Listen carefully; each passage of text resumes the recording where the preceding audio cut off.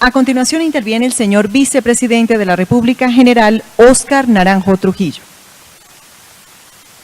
Hoy, cuando el país vive la tragedia de Mocoa, que estoy seguro desde aquí recibirá nuestro mensaje solidario y de acompañamiento, tenemos al frente de esa recuperación, de esa reconstrucción, a un colombiano ejemplar, que en distintas etapas de su vida profesional, privada, ha abandonado la zona de confort de esa vida privada para dedicarse a servir con devoción y con integridad a los colombianos. Gracias, señor ministro, por darnos estas lecciones de grandeza y por darnos estas lecciones de integridad, de eficacia, de inteligencia y de honorabilidad. Saludo a mi general Juan Pablo Rodríguez, comandante general de las Fuerzas Militares, al general Javier Alberto Flores, comandante estratégico de transición, a mi general José Alberto Mejía, comandante del Ejército Nacional, al señor almirante Leonardo Santamaría, comandante de la Armada Nacional, al director general de la Policía, general compañero Jorge Hernando Nieto, al comandante de la Fuerza Aérea, mi general Carlos Eduardo Bueno, al director de Seguridad de la Presidencia de la República, el doctor Juan Carlos Restrepo, al viceministro de la Defensa, Aníbal Fernández de Soto, al presidente de la Asociación Colombiana de Minería, Santiago Ángel, a la distinguida presidenta ejecutiva de Seguridad, Natalia Gutiérrez, al director general de Desarrollo de Negocios de Seguridad, Miguel Ángel Acitoris, al Centro de Referencia Nacional sobre Violencia, Instituto de Medicina Legal, Sandra Moreno, a los distinguidos invitados especiales, empresarios, académicos, estudiantes que nos acompañan, a los compañeros, soldados de tierra, mar y aire, aquí presentes, a los amigos de los medios de comunicación, señoras y señores. Es una feliz coincidencia que la Fundación Buen Gobierno nos convoque en el Teatro Patria para hablar de los logros y de los retos en materia de seguridad. Y digo que es una coincidencia que la haya citado en el teatro, en este escenario, que es justamente uno de los hitos institucionales a partir de los cuales se ha edificado la fuerza pública, las Fuerzas Armadas de Colombia. Y lo digo con esta convicción y lo digo de manera categórica, porque fue justamente en el Teatro Patria donde el presidente en ese momento, Alberto Lleras Camargo, pronunciara un discurso que marcó de manera definitiva el carácter civilista, democrático y totalmente subordinado de la fuerza pública de nuestras Fuerzas Armadas al primer mandatario de la nación, al presidente de la República, comandante general de nuestras Fuerzas Armadas. Este teatro, que sirvió para trazar esa hoja de ruta y que como logro fundamental y trascendente nos permite hoy decirle al mundo y a Latinoamérica que nuestra fuerza militar no estuvo incursa en apetitos de poder por fuera de la institucionalidad, representa, digo,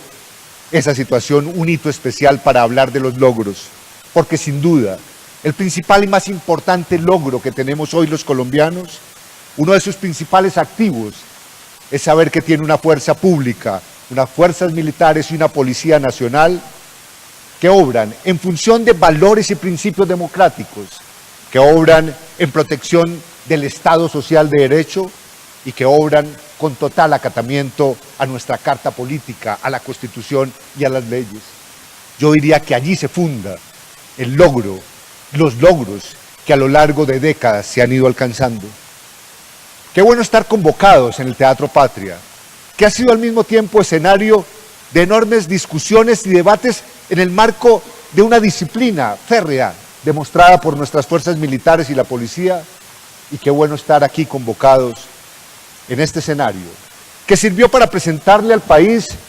los resultados que se fueron obteniendo paso a paso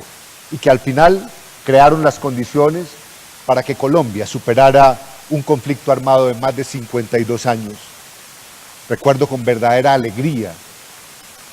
con verdadera satisfacción, cómo vinimos a este escenario acompañados de políticos, de académicos, de empresarios, de militares y de policías a rendirle cuentas a los ciudadanos y a presentar paso a paso los éxitos operacionales que se iban alcanzando. Qué bueno estar convocados en este Teatro Patria, que está en el corazón de nuestras Fuerzas Armadas, de nuestra Fuerza Militar, para también, a partir de este foro convocado con oportunidad por la Fundación Buen Gobierno, podamos rendir cuentas alrededor de lo que ha sucedido en materia de seguridad, de cara a lo que yo estimo es el legado más importante de la última mitad de siglo en Colombia en materia política,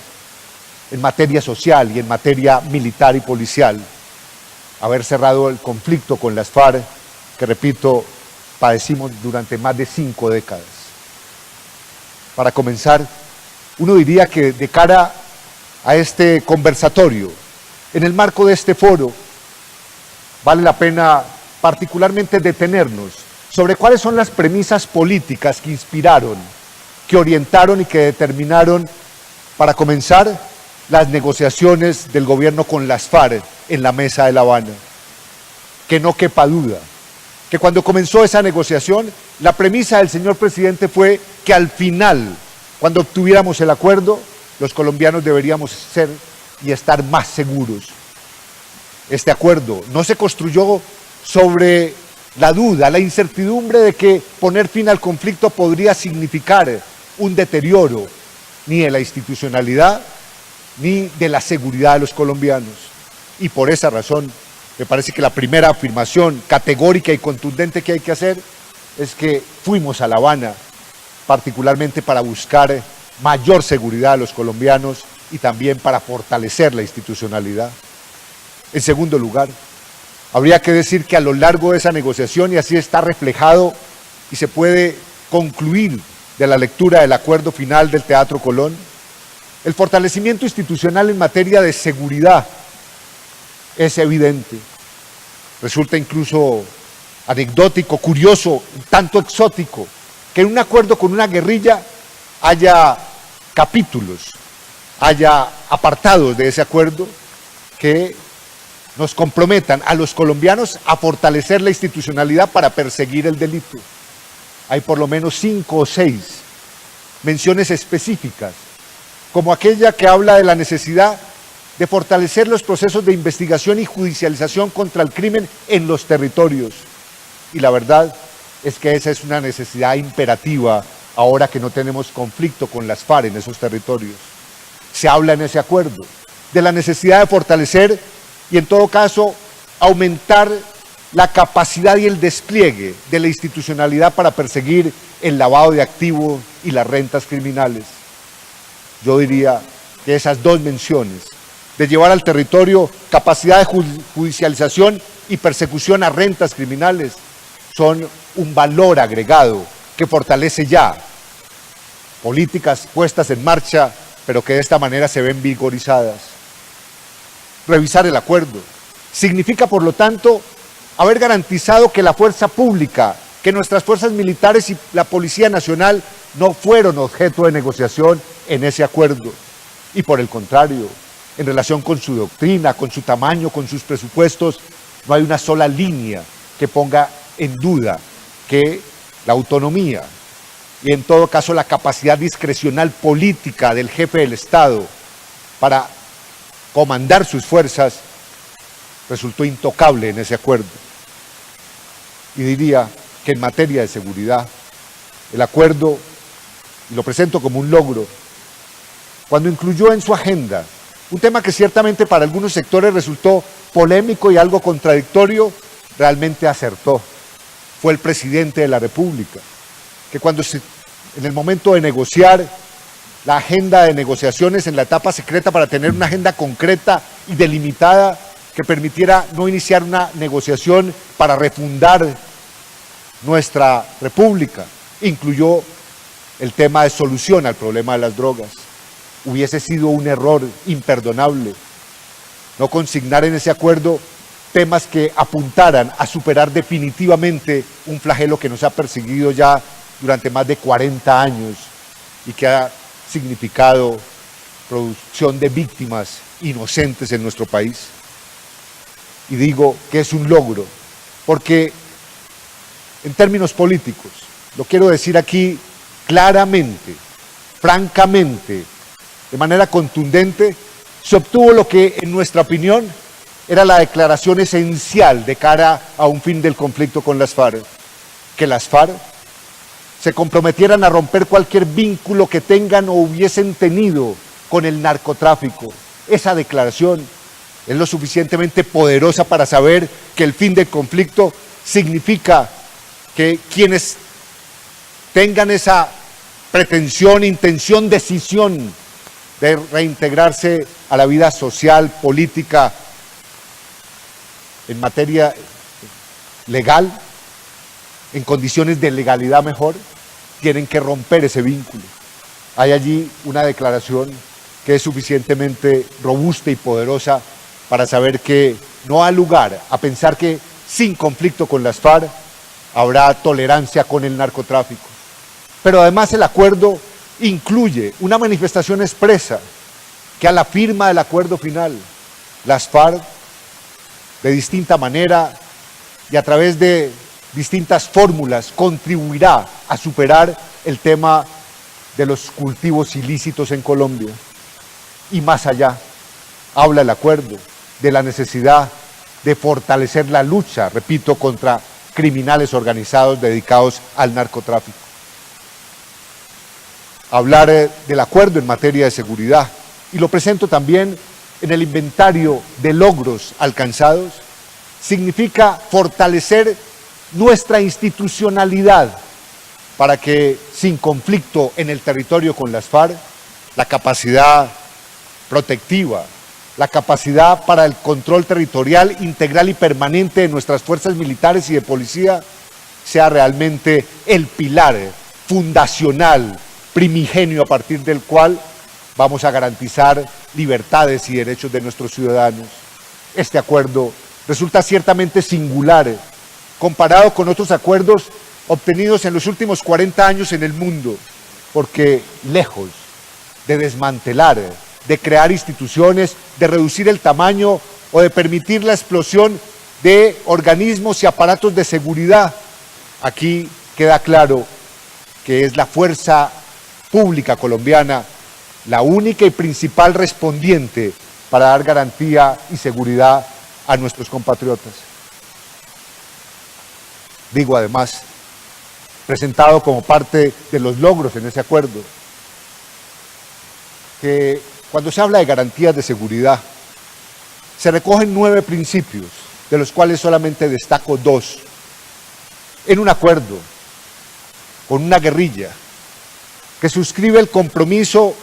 lo hace manifiesto, de poner fin al conflicto a través de un proceso de dejación de las armas, del tránsito a la legalidad y de la reintegración, resulta, en mi opinión, valioso, iluminador saber que ese acuerdo consagra el principio fundamental de que es el Estado, y solamente el Estado, quien ejerce el monopolio de las armas. Que es el Estado, y solamente el Estado, quien administra justicia, y que es el Estado, y solamente el Estado, el único que recauda tributos. Por lo tanto, no ha lugar a expresiones armadas, no ha lugar a expresiones de justicia privada, y no ha lugar a extorsión o a recaudo de tributos ilegales. Esos elementos, realmente como faro y guía del acuerdo, lo que hacen es detonar la posibilidad plena para que hoy los colombianos nos refugiemos y busquemos en la institucionalidad y particularmente en el desempeño de nuestra fuerza pública y en nuestro aparato de justicia la solución definitiva a los conflictos que hemos padecido y a las realidades y amenazas que seguramente, hay que decirlo sin ingenuidad, seguiremos enfrentando. Por otra parte, diría que hoy, de cara a este conversatorio, conviene simplemente llamar la atención a los colombianos de cuál era el estado del arte en materia de violencia y cuál es la situación que hoy, gracias al liderazgo del señor ministro, de sus comandantes, de cerca de 500.000 de colombianos que hacen parte de la fuerza pública, hemos ido alcanzando. Sé que el señor ministro en su presentación muy seguramente lo mencionará, pero déjenme simplemente decir, porque está muy fresca en mi memoria la situación que vivimos el día de ayer. El día de ayer, desde el año 2005, es un día donde el mundo entero busca que haya un alto en el camino para llamar la atención de lo que significa el empleo de minas antipersona y de lo que significa la tragedia de emplear ese instrumento en la guerra y en el conflicto. Y cuando revisábamos las cifras solamente de esa situación, había datos absolutamente concluyentes. Calculen ustedes que en el año 2006, en nuestro país, fueron víctimas de minas antipersonas 1.200 colombianos, que se sumaron a una lista de 11.500 víctimas por minas antipersonas el año pasado. Ya no el año 2006, sino el 2016, fueron 68 personas las afectadas por minas antipersonas. Esa diferencia, casi abismal, de 1.200 versus 68, rescata nuestro optimismo y desde luego nos obliga a hacer más, porque 68 víctimas siguen siendo muchas víctimas y en ese sentido lo deseable, lo que buscamos es que no haya más víctimas del conflicto. Pero también cuando uno revisa los logros que corresponden a un acumulado histórico de los últimos años, hay razones para pensar que los colombianos tenemos un futuro que se empieza a despejar y un horizonte que nos va a permitir conquistar todo el territorio de esta nación en términos de convivencia y seguridad. 28.000 homicidios del año 2002 versus cerca de 11.000 o 12.000 homicidios del año 2016, hablan de una reducción sustancial, donde todavía falta mucho por hacer, como lo repite permanentemente nuestro señor presidente y nuestro señor ministro de la Defensa, pero que son cifras elocuentes, que hablan de una disminución sostenida que habrá que incrementar ahora, sin conflicto con las FARC.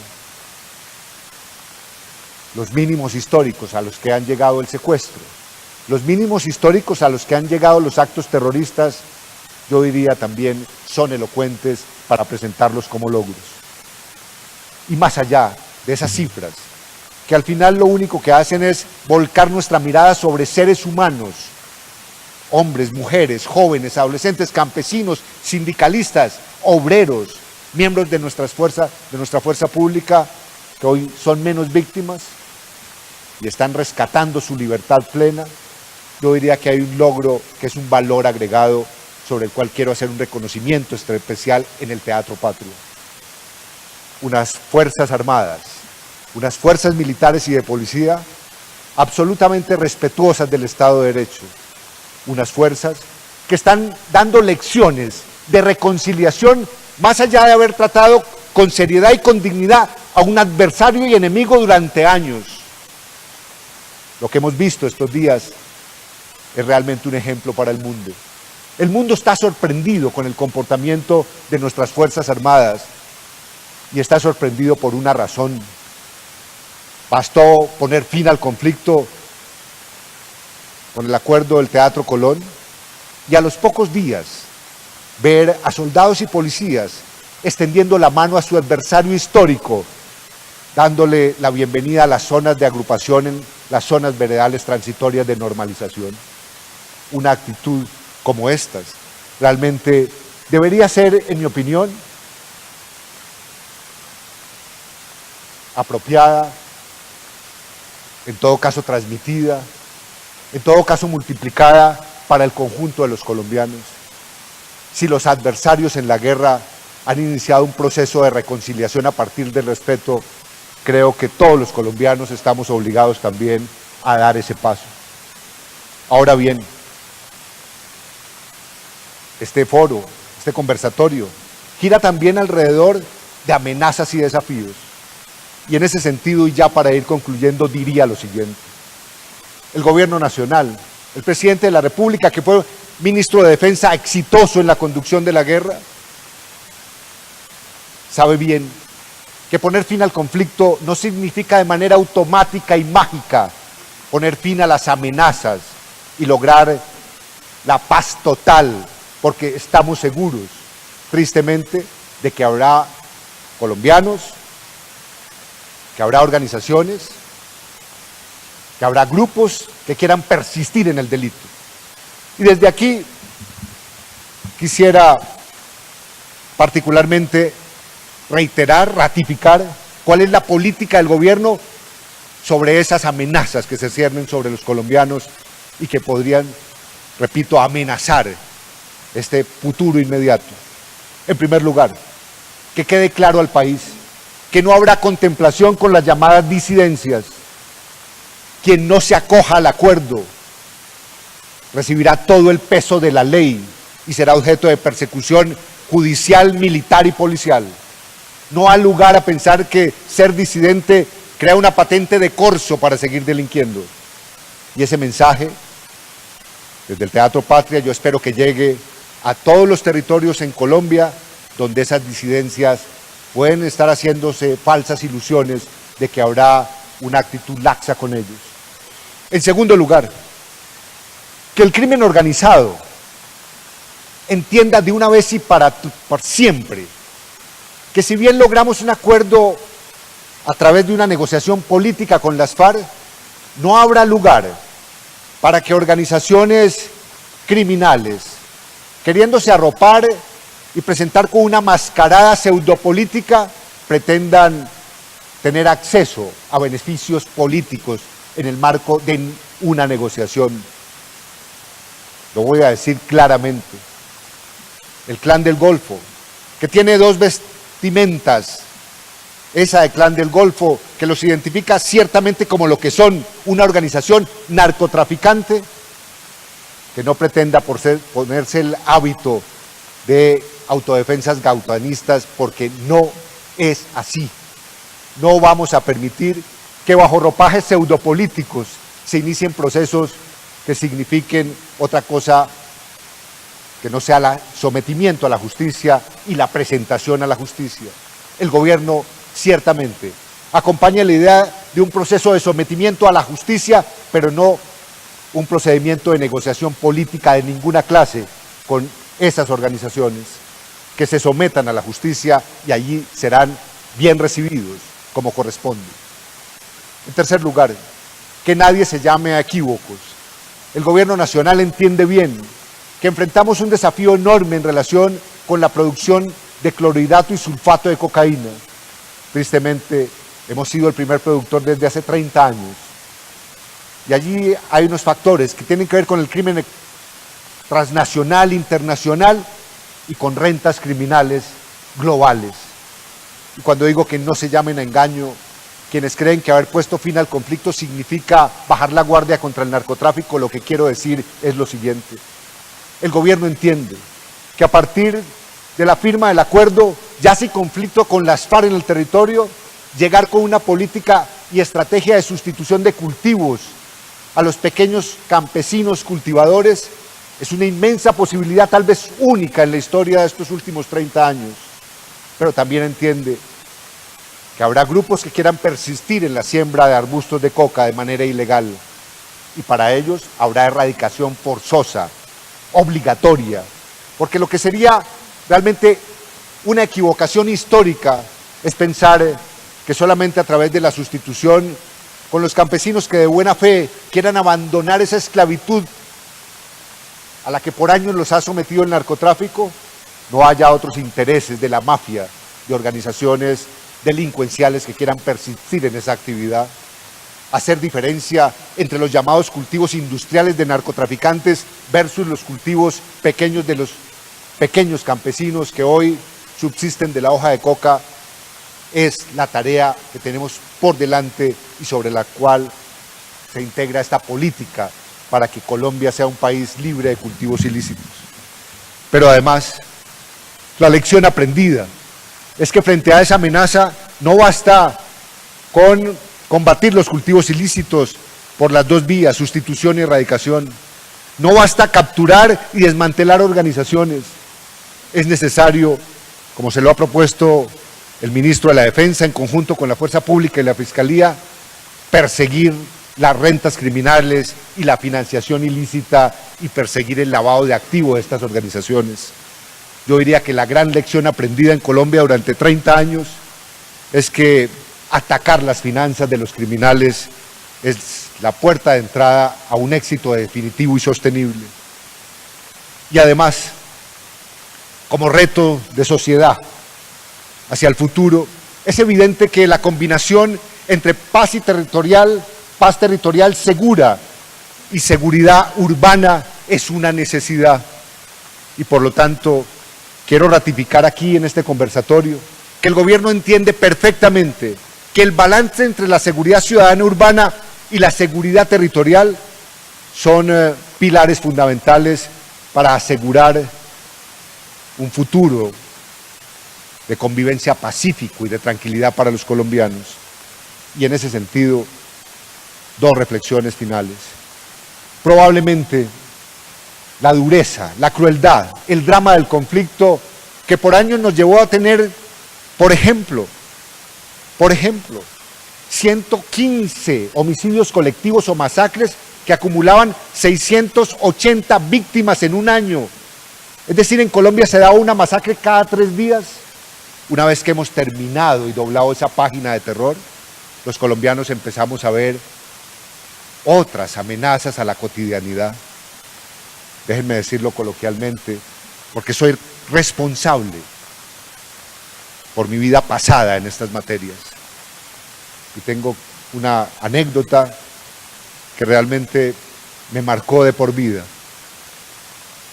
Alguna vez en Cali, un empresario fue objeto de un robo, donde él y su familia estuvieron encerrados, literalmente amordazados, amarrados por más de 12 horas. Y en 2 camiones se llevaron todas sus pertenencias, incluyendo 2 vehículos. Ese ciudadano en el año 2003, siendo yo comandante de la Policía Metropolitana de Cali, me llamó y me dijo una cosa que no entendí, sino muchos años después. Me dijo: gracias, coronel Naranjo, porque su policía llegó a las 12 horas, me sacó de un baño donde estábamos atrasados y por lo menos no me secuestraron. Yo sentí vergüenza de que eso hubiese pasado. Ya en el año 2012, próximo a retirarme, ese mismo empresario, a quien me acerqué después y construí con él una amistad, me llamó a la dirección de la policía furioso. Y me dijo: oiga, Naranjo, oiga, Óscar, le voy a poner una queja grave. En mi finca, muy cerca de Palmira, la noche de ayer se llevaron una motobomba que yo tenía en un riachuelo y que me servía para el riego del jardín. Eso es inadmisible y no le perdono que la policía se haya dejado robar la motobomba. Eso lo que muestra es que hay 2 dimensiones de la seguridad hoy. Y eso lo que muestra es que tenemos un reto enorme para sintonizarnos con lo que antes incluso llamamos delito menor, pequeñas causas, que hoy empiezan a ser las grandes causas de los colombianos. Y por eso transmito desde este auditorio, desde el Teatro Patria, que el gobierno, a través del liderazgo del señor ministro de la Defensa, de sus mandos, de toda la política de seguridad, incluye como apartado especial el tema de la seguridad ciudadana, en el reconocimiento de que las grandes causas de nuestra ciudadanía hoy es lo que en el pasado se denominaron delitos menores. Hoy lo único que tenemos cierto es que no hay delito menor. Hoy lo único que tenemos cierto es que la combinación de percepción y de realidad alrededor de la seguridad tiene que trabajarse de manera articulada, diaria y permanente. Hoy, de lo que estoy seguro, es que el mensaje de la seguridad fundado en el miedo tiene que ser un mensaje transformador, donde la seguridad sea particularmente un mensaje basado en la participación, en la confianza, en la esperanza y en un mejor futuro para los colombianos. Muchas gracias.